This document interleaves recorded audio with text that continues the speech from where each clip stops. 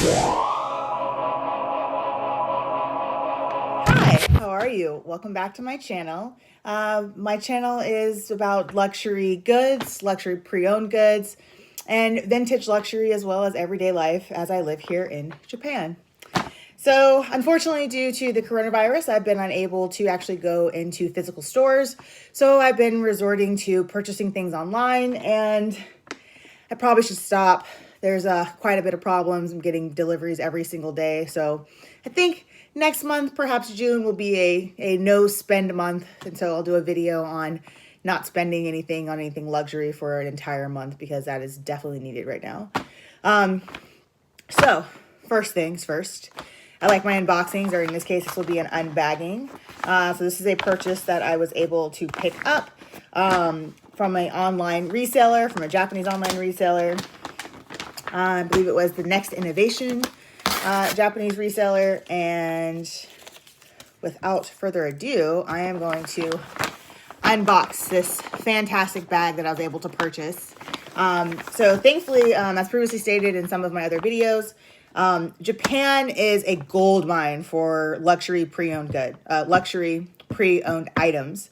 They have a lot of vintage Louis Vuitton. They have a lot of vintage Christian Dior, a lot of vintage Gucci and Prada, Fendi, you name it. They probably have it here as a luxury pre-loved item.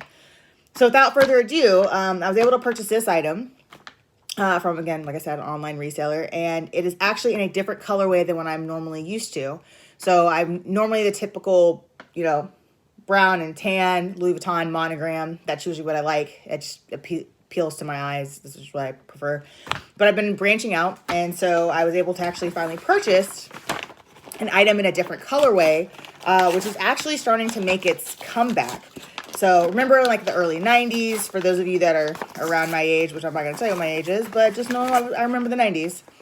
So around in the 90s and the early 2000s, the big item and the big things were the multicolor items.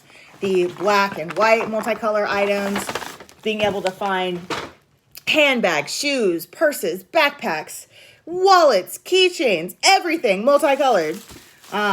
I remember seeing that when I was a kid and thinking that was, not really what I would pick out. Just the multiple colors just seemed awkward and almost gave me a headache or a migraine. But now that I'm an adult and that style is now harder to find and is starting to come back, I purchased this beauty.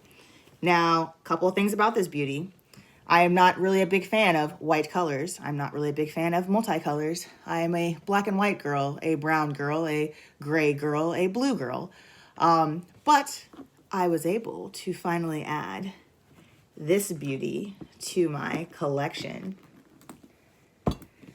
So I was searching high and low, and I decided I needed a pop of color added to my collection.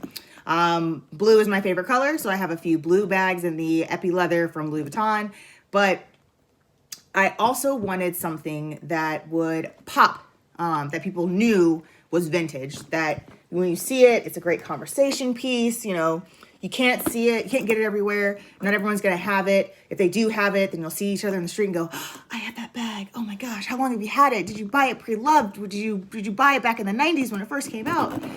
So with this bag, I was super excited about getting it because, like I said, when I was growing up in the 90s and the early 2000s, I never wanted a multicolor bag. I was not the person that was, super hip on the Dooney and Burke when it first came out with the multicolor. When Louis Vuitton went to the multicolor, I wasn't a really big fan. When everyone started doing multicolor, I was just like, why would you mess with the classic?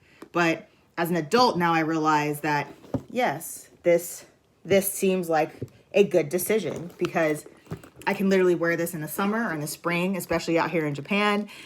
This is kind of like an all-weather bag. It is the canvas, but looking at it, the only thing I'm really worried about with this bag is color transfer. But apart from that, this is a very solid bag. It does have a slight storage smell, which is not really a problem for me. I'm just going to go ahead and put some charcoal bags inside of it for a few days and just store it. Definitely leave this out of the bag on top of a shelf to be a conversation piece or to be a focal point for my Louis Vuitton bookshelf when I finally actually do end up making it. And looking at it, it actually looks pretty spacious. It reminds me of my typical Duval that I have in the, of course, Monogram brown and tan LV. And it actually came in like pretty good shape. I mean, looking at everything that's in here, the pocket lining is still like a felt velvety, but it's not peeling. It's not cracking. It's not too ridiculous, and it hasn't transferred over into the white. The white looks a little dingy, so that's not too bad for me because I'm just going to clean it up. Use some baby wipes and a little bit of saddle soap if I need to, just to clear up the canvas. The leather, I must say, looks pretty immaculate.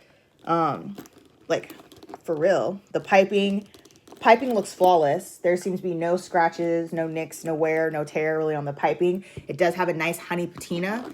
The studs are all here. The hardware isn't cracked or chipped. You can tell that this bag was probably bought by someone who probably thought it was the next greatest thing when they first got it, and then decided to put it up in a closet somewhere and just keep it there until they decide to get rid of it. But the inside of the bag looks perfect. I mean, there's really no big flaws here. The only thing I can see, there's a couple places where the color is a little bit like starting to wear a little bit. Like right here, you can see that a little bit of the black is starting to chip and starting to fade, but that's just, I mean, really looking at it, it's only on the black parts. Like all the other colors still look pretty vibrant. You have a little bit of peeling and chipping there, but looking at it, this is pretty awesome. I mean, there's no super severe scratches on the brassware, and this bag just looks amazing for something that, you know, came out in the 90s, in the early 2000s. This bag is probably over 20 years old and looks like I probably have only had it for about a year or two, or like I just got it, maybe wore it once or twice. And that's really it. So I was able to purchase this bag. It was a little bit more expensive than I normally buy bags from online retailers. I think I paid just under $6.50 for this bag.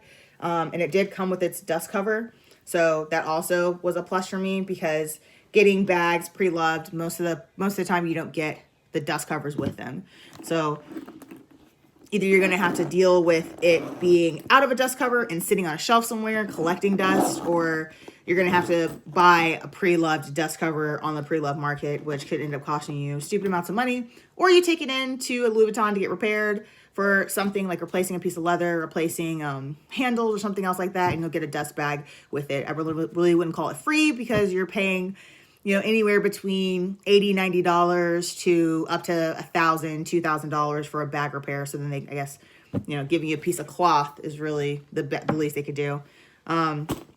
But yeah, so that is it for this unbagging and this unboxing. I'm probably going to do a video on me cleaning up a little bit of the canvas, just to make it a little bit more poppy and a little bit more flashy. But that is it for today. So as always, thank you for joining me for this unboxing video. There will definitely be many more after this. If you like the video, please hit the like button. And if you would like to get more videos on me unboxing, because I have quite a few unboxings to do, please click the subscribe button. Thank you. And as always, have a great day and happy vintage hunting.